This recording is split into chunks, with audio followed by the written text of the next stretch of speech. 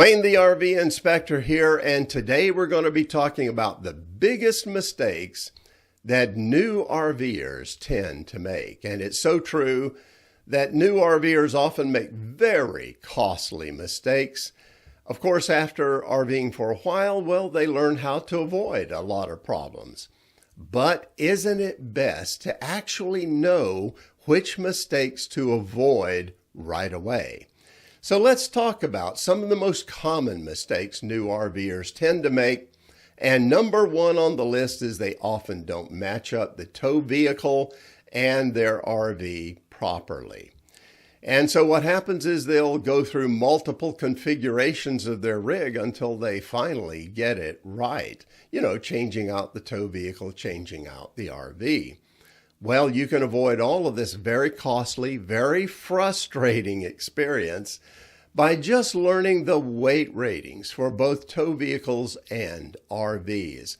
It's not really hard. It's not rocket science. And I made a video on how to match up tow vehicles and RVs just recently, and it'll show you how to do it right the first time.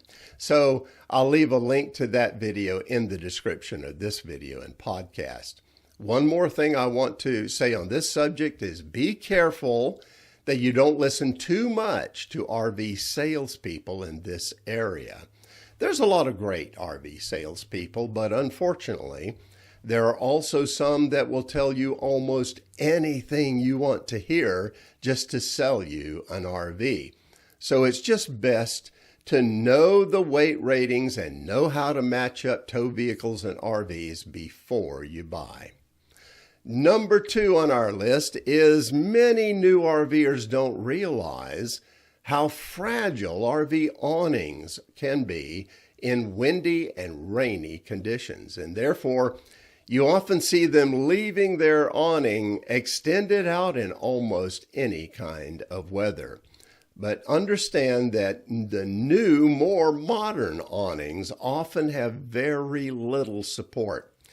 It doesn't take a lot of wind to damage them, and rain, well, it can easily build up on the awning to the point that the weight just breaks it. So what I recommend is it's best to consider the use of awnings only in very good weather and never leave them out when you're away from the RV. Number three on the list is new RVers often don't practice backing up with their RV very much before using it. And there's a lot of damage done by RVers because they're not backing up correctly into their campsite, whether it's at an RV park or whether they're boondocking. Now, if you have a motorhome, it's a little bit easier to learn backing up because it's more like a car. However, the bigger the motorhome gets, the more of a challenge it is. However, if you have a towable RV, like a travel trailer or a fifth wheel, well, there's a pivot point there that you have to learn to use. And it's a challenge for a lot of people and takes some time to get used to it. So what I recommend is when you buy your RV, take it to a large open parking lot in your area. There's usually one somewhere, and practice driving it and especially backing up with it and turning corners too. And then you can get used to using it and you'll be way ahead of the game. Number four on the list is that new RVers often overload their RV by stuffing everything they possibly can into the cargo areas. This is actually closely related to mistake number one, because if you don't know RV weight ratings, well, then it's very easy to overload your RV and put too much cargo into it. Now, overloaded RVs create problems. They put pressure on tires and axles and brakes and the tow vehicle and all of that, so they break and they wear out too soon and all of that. However, there's more at stake here too, because overloaded RVs can be a safety factor and you can actually lose control of your RV easy that way. So here's my recommendation. Know what your RV weighs, Know what the maximum amount of weight that your RV can weigh when using it. Know the gross vehicle weight rating, or the GVWR. It's plainly listed on all RVs, and do not exceed that weight. Number 5 on the list is that new RVers tend to buy the wrong RV, and they buy it the wrong way. Here is where very expensive mistakes can be made, and we're talking about many thousands of dollars.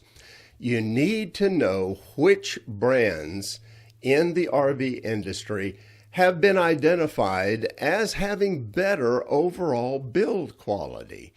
That it puts the odds on your side that you're going to get a better RV. Then it's important to have a proven buying process that really works. Now, if you buy the right brand and you buy it the right way, you can get a good RV at a great price that doesn't have all these problems and issues that so many people complain about. Now, I've created guidebooks to help you in all of these areas. They will help you learn about the better brands for quality and then give you a buying process that will really make you a happy RV buyer. And when you get the guidebooks, you also get my personal assistance in the buying process to make sure you're happy with what you get. And that's it for now. Have safe and happy travels, my friends. Until next time.